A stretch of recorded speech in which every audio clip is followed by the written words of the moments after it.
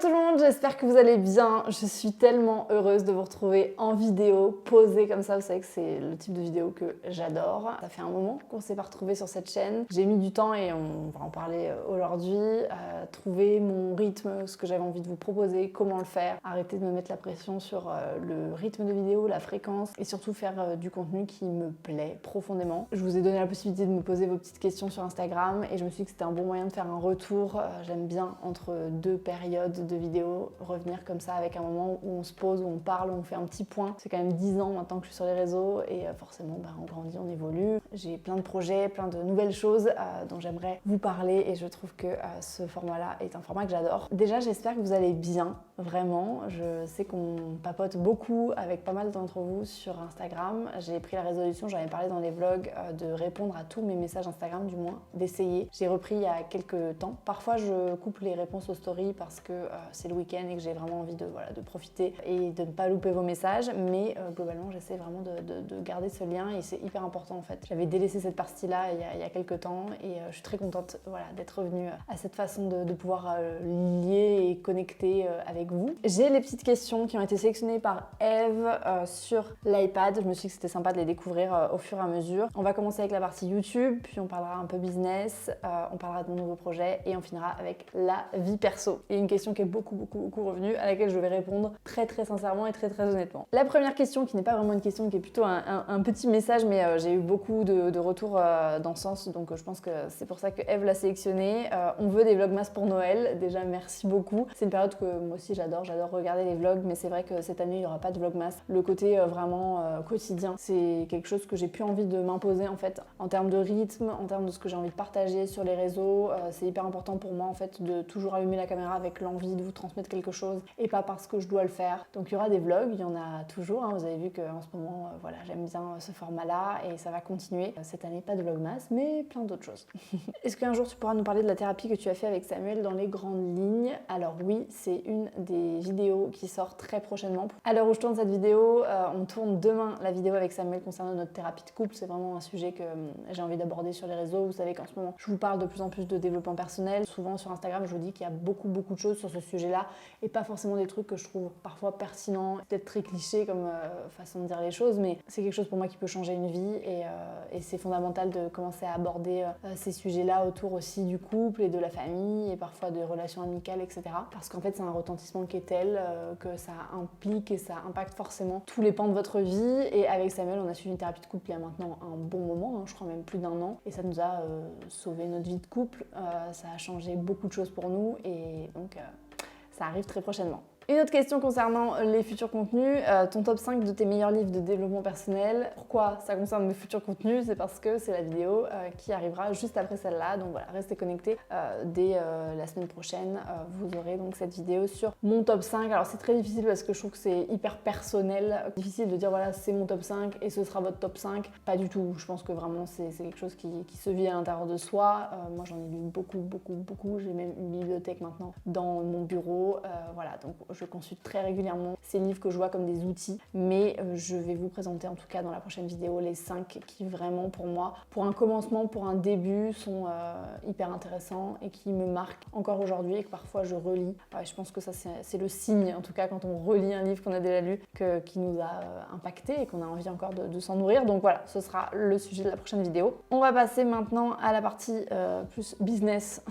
Il y a une question qui me demande pourquoi tu ne partages plus sur l'éducation. Alors j'ai l'impression de toujours partager via Instagram, hein, beaucoup, mais c'est vrai qu'aujourd'hui Gaspard va avoir 4 ans et c'est plus les débuts de ma maternité. Je suis plus autant impliquée aussi parce que la réalité de ma vie fait que je travaille beaucoup à l'extérieur de la maison et que bien évidemment je suis moins présente que Samuel par exemple auprès de Gaspard. C'est une réalité, on le vit très bien et on a réussi à trouver un équilibre qui fait que nos moments ensemble sont des moments précieux qu'on passe intensément. Et oui, je travaille travaille beaucoup et ça fait aussi partie de mon équilibre. Et voilà, parce que je sais que cette question m'est aussi souvent posée. Une chose entraînant une autre, c'est vrai que je ne me vois pas aborder l'éducation autant que je pouvais le faire au moment où j'étais beaucoup plus concernée, que j'étais une jeune maman et que j'étais très impliquée dans nos choix et le postpartum et tous ces moments-là qui sont hyper importants. Après, l'éducation et l'enfance, c'est un sujet qui est quand même primordial pour moi et c'est pour ça que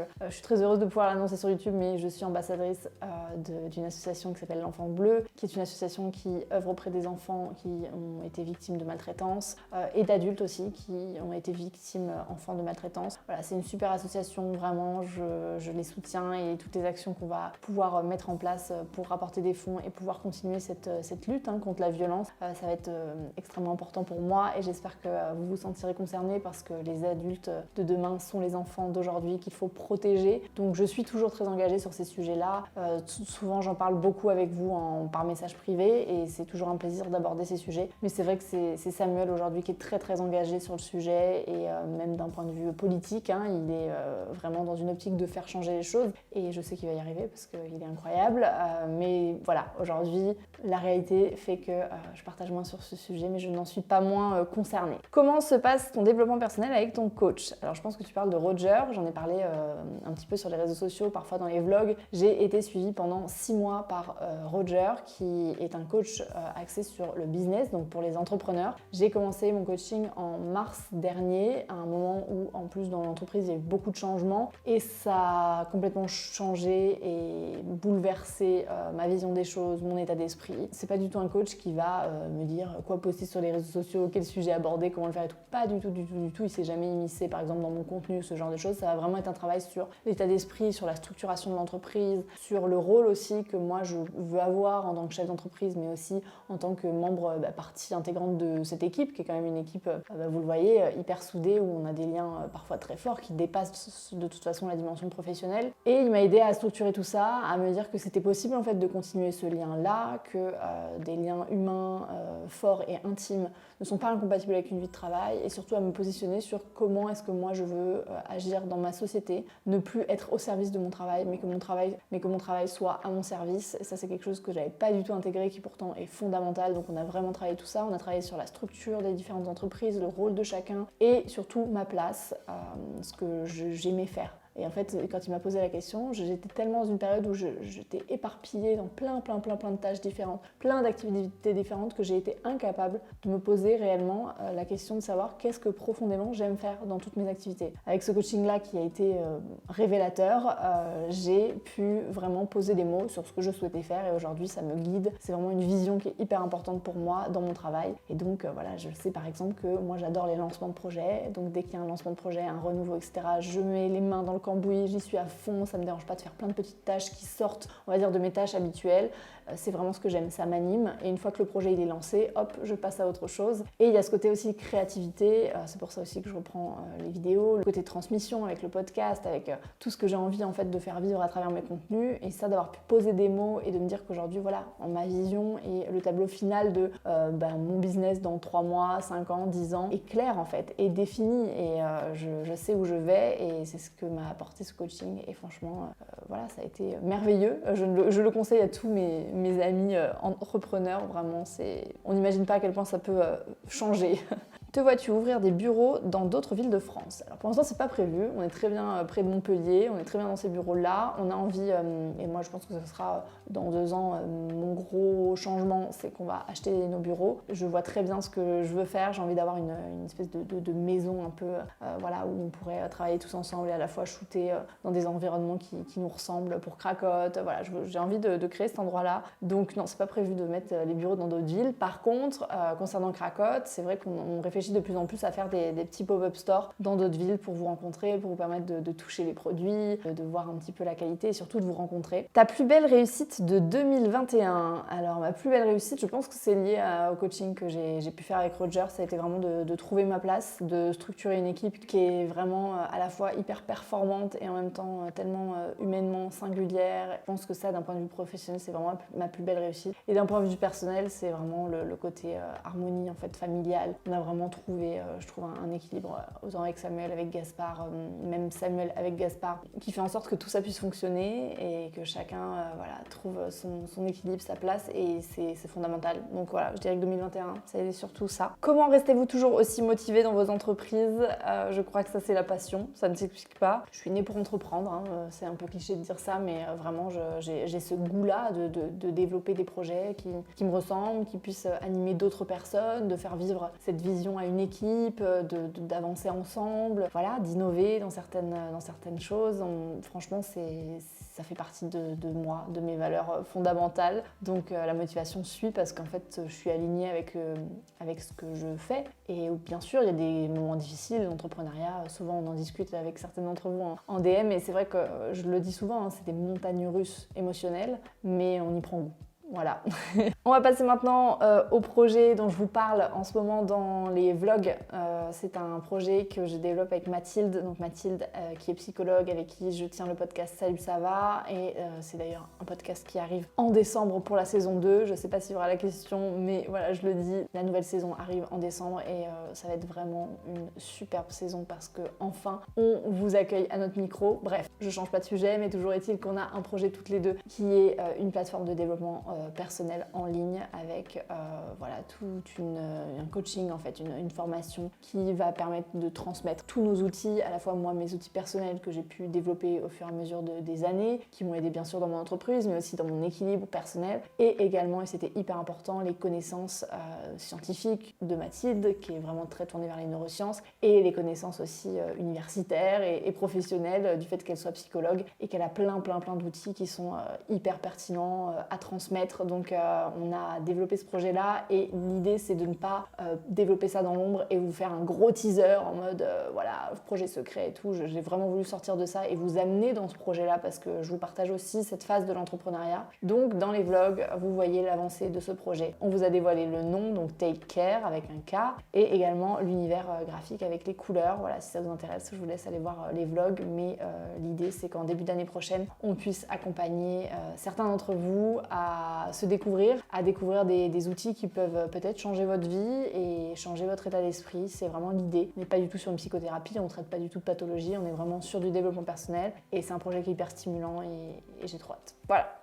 Qu'est-ce qui t'a donné envie de te lancer dans le développement personnel? Alors, moi, on va dire que le développement personnel, ça a toujours fait partie de ma vie, entre guillemets, à partir du moment où j'ai vraiment pris le temps de commencer à m'y intéresser. Ça vient de mon grand-père qui a été une inspiration pendant toute ma vie, et même s'il n'est plus là, qu'il l'est encore. Et c'est vrai que lui était un grand lecteur, un lecteur de beaucoup de choses très diverses et variées, et on a toujours eu des discussions très profondes sur la vie, en fait, parce que je trouve que parfois, le développement personnel peut rejoindre même la philosophie, et c'est hyper intéressant, en fait, parfois de se poser des questions, de trouver des outils pour être aligné, être serein, savoir où on va. Alors, je mets un warning quand même, et j'en parle souvent sur Instagram, où je trouve qu'il y a beaucoup de bullshit dans le développement personnel. Je trouve qu'on a vite fait de rendre ça très marketing et très business. Donc, j'appelle à la vigilance sur les personnes qui se prétendent un peu être gourous de ce milieu-là. C'est important pour moi de pouvoir vous partager des sources qui me semblent sûres, pas des personnes qui profitent en fait de cet engouement pour parfois faire miroiter des choses qui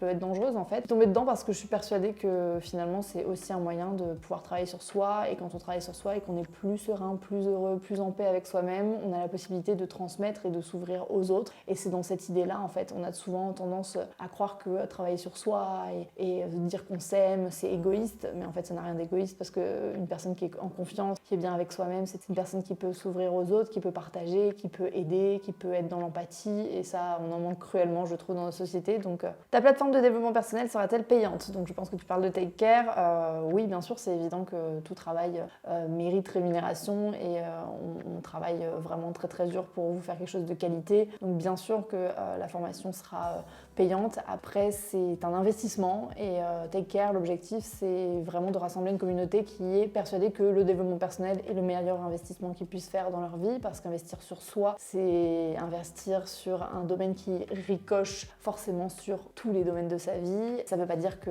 du contenu ne sera pas gratuit. On a toujours le podcast Salut ça va par exemple qui est complètement gratuit, sur lequel on donne quand même beaucoup de conseils, d'astuces, de témoignages. Donc il y a beaucoup de contenu qui restera gratuit et accessible, mais ce coaching et cette formation, elle est vraiment réservée aux personnes qui ont la volonté de mettre le développement personnel au centre de leur vie et qui sont prêts à faire du changement, qui ont envie de passer à l'action, de déterminer leurs objectifs et de vraiment avancer dans des projets de vie où il manquerait peut-être d'outils, de structures, de confiance en eux, de gestion émotionnelle, de gestion du stress. Voilà, c'est l'idée, mais je vous en reparlerai au fur et à mesure. On me demande par quoi commencer le développement personnel. Je pense qu'il n'y a pas de début, il n'y a pas de fin. Le développement personnel, c'est quelque chose qui t'accompagne tout au long de ta vie. C'est un chemin en fait. Personnellement, je trouve que le format du podcast peut être un très bon moyen de commencer parce que ça s'intègre dans une vie active. Vous pouvez l'écouter dans les transports, en train de faire la cuisine, en train de plier votre linge, peu importe. Et j'ai partagé sur Spotify une playlist de podcasts qui, moi, me font du bien, voilà, que j'aime bien. Et dès que j'ai un nouvel épisode qui m'intéresse, je le rajoute. Donc je vous mettrai le lien en barre d'infos si jamais ça vous intéresse de l'écouter. Ne trouves-tu pas que le développement personnel, c'est culpabilisant? Alors, culpabilisant, non, pas du tout, parce que pour moi, le développement personnel, c'est quelque chose qui est entre toi et toi-même. Il n'y a pas de compétition, il n'y a pas de comparaison. C'est vraiment, comme le nom l'indique, personnel. Encore une fois, je peux comprendre totalement qu'on ait une image parfois très business, très marketée de tout ça. C'est vraiment pour moi une volonté de sortir de justement ce côté vraiment trop gourou, trop méthode en fait. Recette magique, baguette magique, où on a l'impression que ça y est, on suit une formation, on lit un livre, on a la méthode pour le bonheur. Ça pour moi c'est complètement impossible et ça n'a pas de sens en fait, parce que comme je vous dis, le développement personnel, ça vous accompagne toute votre vie, c'est un chemin, ça évolue. Il y a des outils qui peuvent servir à un moment donné, qui ne servent plus du tout selon les situations, selon vos besoins aussi. Et le développement personnel, c'est avant tout apprendre à s'écouter. La culpabilité ne doit pas rentrer en compte en fait, parce que quand vous êtes dans la culpabilité, vous êtes dans un sentiment déjà très négatif, où vous avez l'impression de mal faire, alors qu'il n'y a pas de bonne façon de faire. Chacun s'occupe de soi comme il peut, avec ses ressources, et l'idée du développement personnel, c'est d'obtenir et d'acquérir et de se nourrir de ressources encore différentes et de plus en plus nombreuses pour pouvoir choisir celles qui vous conviennent. Mais c'est en vous. Il n'y a pas de notion d'échec en fait. Chaque petit pas, qu'il soit en avant ou en arrière, c'est toujours un mouvement, et que quand vous êtes dans le mouvement, vous êtes dans la vie. Et le développement personnel, c'est ça. En tout cas, c'est ma vision des choses et c'est ce que j'ai envie de transmettre avec tout ça. Quand est-ce que doit sortir le projet avec Mathilde?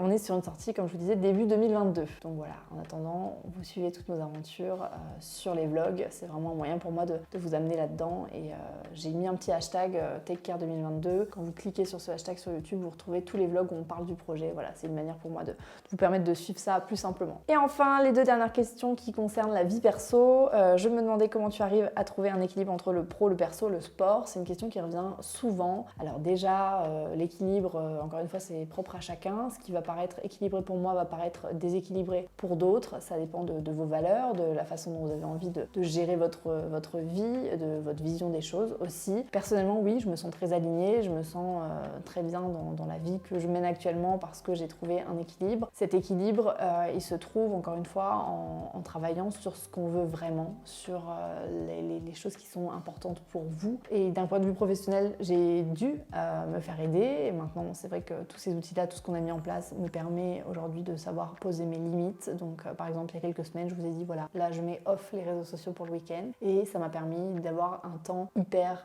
intense et connecté avec ma famille, notamment avec Gaspard. Et ces 2 jours, pour certaines personnes, vont paraître anodins, mais pour nous, c'est un moyen très fort de se ressourcer et de connecter ensemble et de pouvoir réattaquer des semaines où je sais que je vais être beaucoup moins présente, où je vais rater des couchers, où je vais être en déplacement pendant certaines nuits, certains week-ends même. Et c'est comme ça qu'on trouve l'équilibre. C'est à partir du moment où vous vous sentez bien avec vous-même et vous sentez que ce que vous mettez en place dans votre vie ne trahit en aucun cas vos valeurs et fondamentalement qui vous êtes. Aujourd'hui, c'est comme ça qu'on trouve cet équilibre-là. Le sport, pareil, c'est quelque chose qui me permet, dans des moments où je suis très très chargée en projet, en charge mentale, en choses à faire, de déstresser, de garder confiance en moi, de me sentir puissante. Donc je l'inclus dans mon planning. À un moment donné, j'y allais très tôt le matin et puis je me suis fait rattraper par la fatigue. Donc on a changé notre façon de faire, j'y allais l'après-midi et voilà, on s'adapte. C'est un mouvement permanent et c'est comme ça qu'on trouve cet équilibre. Mais ce n'est pas définitif, ça se trouve dans quelques mois, je me rendrai compte que finalement, il y a des choses qui ne vont plus et dans ces cas-là, on passera par une autre phase d'adaptation. Mais voilà, c'est comme ça qu'on gère, nous, dans notre équilibre familial et professionnel. Et il y a aussi Samuel, bien sûr, qui rentre en compte. On est vraiment dans un échange permanent et il y a beaucoup de communication. Mais ça, je pense qu'on aura l'occasion d'en reparler dans la vidéo thérapie de couple qui sort bientôt. Et enfin, dernière question, et pourtant celle qui a sûrement été la plus posée, où en es-tu de ton envie d'un deuxième enfant? Écoutez, je vais le dire ici en toute transparence, en toute honnêteté, avec Samuel, on n'a pas du tout de projet de deuxième enfant. Pour nous, c'est une décision qui est définitive. Alors, on a toujours ce truc-là, quand une femme ou un couple dit je ne veux pas d'enfant ou je ne veux pas de deuxième, oui, mais tu verras plus tard, tu verras, tu peux pas dire ça, vous êtes jeune, etc.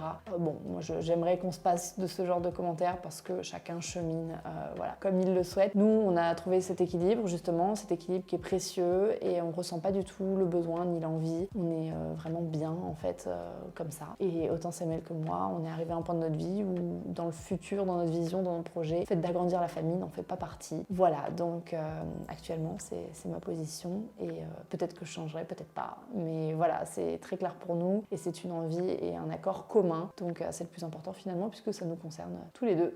J'espère que ce petit moment vous aura fait plaisir. Moi en tout cas, c'est un plaisir de revenir.